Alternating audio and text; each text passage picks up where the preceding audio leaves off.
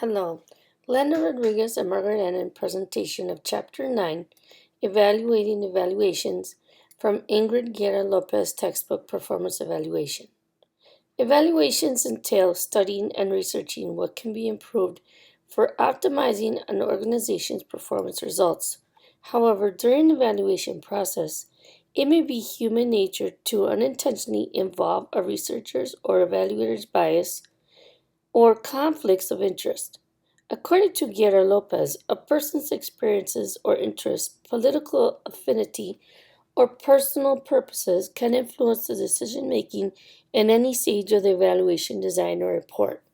For these reasons, evaluations, which is also known as meta evaluation, is intended to avoid or prevent these biases from being incorporated into an evaluation report.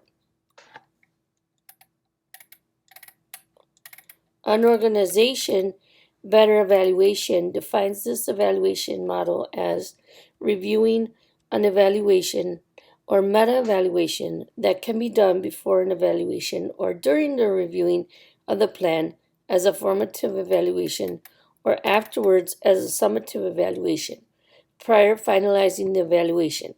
It is useful to review the reporting of the evaluation process, findings and conclusions in order to establish its validity to ensure that the key messages from the evaluation are clear and consistent with the findings. So before publicly releasing an evaluation report and for purposes of quality control, evaluation reports undergo a formal review as required by many evaluation systems or models in various industries or professional fields today. For this purpose, a meta evaluation is done to ensure accountability, quality, relevance, validity, and reliance of information in an evaluation report. A guide was established where standards were adopted in 1981 and later updated in 1994. The criteria describe a comprehensive and universal set of standards with specific rules for judging evaluations and evaluators. This model began as an initiative targeting educational evaluations. It was first developed in 1975 by Daniel Stuffenbeam through Western Michigan University's Evaluation Center. Today, these standards serve as a framework for meta evaluations in many different settings. Evaluators can consult these standards as a guide in the planning, development, implementation, and auditing phases. It provides feedback throughout the purpose in making certain that it is a formative tool in learning to conduct a sound evaluation free of biases. In the final phase, it is a summative report whereby the consumer judges the evaluator's competency, independent, and unbiased account of recommendations and professionalism, with all and any interactions with stakeholders involved. These standards were derived from a list of principles in 1994 and later revised in 2004 by the American Evaluation Association. Meta evaluations follow a list of described set of standards. Evaluators adhere to this strict guide of standards that assist in identifying, addressing, and preventing any underlying or built-in biases in the evaluation design. They may be used during any or all stages of the evaluation process and also after the completion and implementation of the evaluation reporter's recommendations. The main model representing these standards is the Standards for Evaluation of Educational Programs, Projects, and Materials, developed by the Joint Committee on Standards for Educational Evaluation in 1994.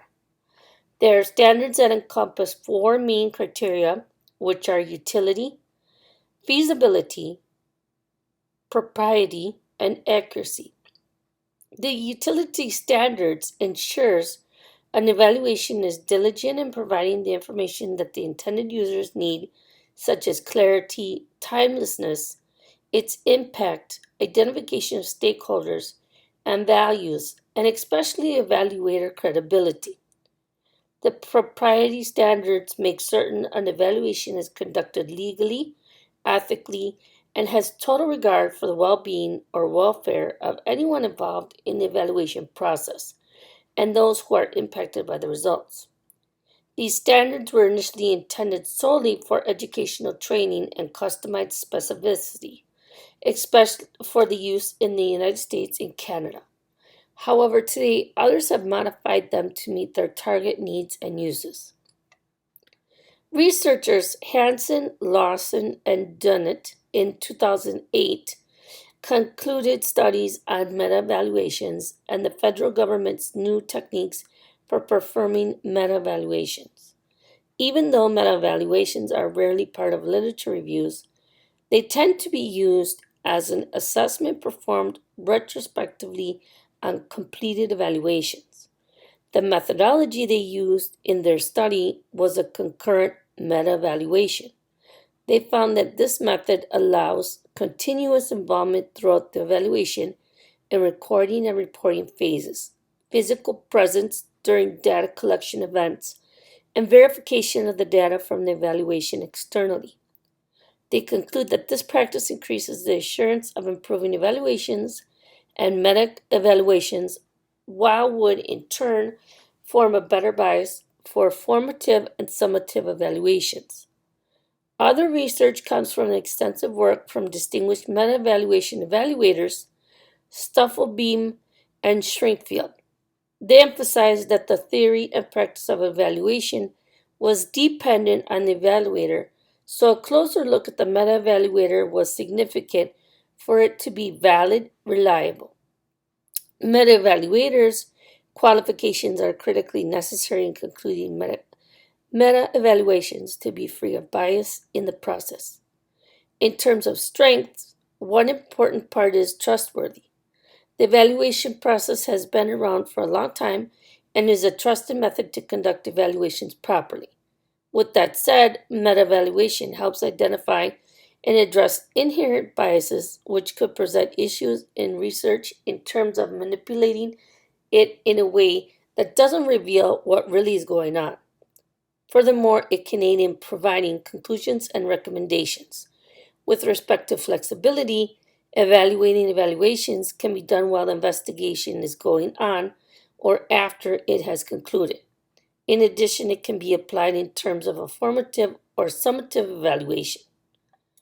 In terms of limitations, the standards created by Stufflebeam and Shinkfield warn that the evaluation standards developed for the process were developed for the US and Canada, so they might be able to be applied to other countries.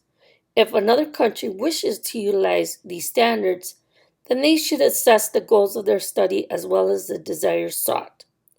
The second limitation deals with politicization, since the evaluators can be influenced by personal experience and persuasions. By those who are making the decisions, it is necessary to guard and protect the evaluation so that their political views and agendas do not influence the study. Lynch et al. Reports on an actual application of such a study. The evaluation of the Interdisciplinary Rural Health Training Program, also known as IRHTP, located in North Carolina, wanted to recruit and retain their students and applied this evaluation to attain analysis of the effectiveness of their program and their specific curriculum goals. The stakeholders were faculty, students, and community members, as well as program staff and funding agencies. Throughout the study, points of interest in terms of analysis included values, the impact of evaluation, political validity, cost effectiveness, and conflict of interest. Tests used within the application included paired t-tests, qualitative data, and questionnaires. In terms of conclusions, student perspectives were collected as well as data in terms of curriculum effectiveness. Evaluating the data revealed that many perspectives influenced the data. However, having collected a variety of aspects and analysis of the participants and subjects strengthened the credibility of the findings, yet at the same time, because these were such few participants, no conclusion could come from it. Although no evaluation is perfect, it is necessary to understand that whenever the subjects are human and or the data was produced by them, there always exists a sort of effort, a sort of error that could be present in the evaluation. For the most part, humans, like it or not, have some internal biases going on that will advertently sway the data and make it unreliable. Meta-evaluation is a process that, for the most part, is reliable in evaluating. In fact, it has specific entities that ensures its quality, accuracy, appropriateness, and utility in terms of evaluation. Within the chapter, the process of how the American Evaluation Association came to be, and with the uniting of various scholars, came to create the program evaluation standards, which reveal the amount of detail that comes into play in terms of breaking down subjects to be analyzed and evaluated. These processes of evaluations, present in Chapter 9, reveal the complexity and the process of evaluation and how through its process emerge results that can advance and propel current entities into new frontiers. These are our references for further reading. We hope you enjoyed our video.